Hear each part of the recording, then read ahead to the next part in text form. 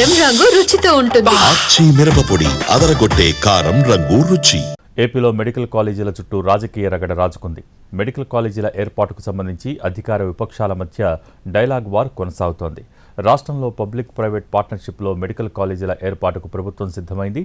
ఇప్పటికే ఉత్తర్వులు కూడా జారీ చేసింది. అయితే పీపీపీ మోడ్లో మెడికల్ కాలేజీల ఏర్పాటును వైసీపీ వ్యతిరేకిస్తోంది. చంద్రబాబు హయాంలో కనీసం ఒక్క మెడికల్ కాలేజీ అయినా వచ్చిందా అంటూ జగన్ ప్రశ్నించారు.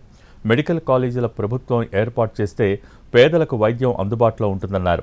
మరోవైపు కేంద్రం మెడికల్ కాలేజీల కోసం నిధులిచ్చినా వైసీపీ హయాంలో దుర్వినియోగం చేశారంటున్నారు కూటమి నేతలు. దీనిపై ఎక్కడికైనా చర్చకు సిద్ధమంటూ వైద్య ఆరోగ్య శాఖ మంత్రి సత్యకుమార్ సవాల్ విసిరారు. అటు జిల్లాల వారీగా మెడికల్ కాలేజీల పరిస్థితి పరిశీలిస్తున్నారు టీడీపీ నేతలు.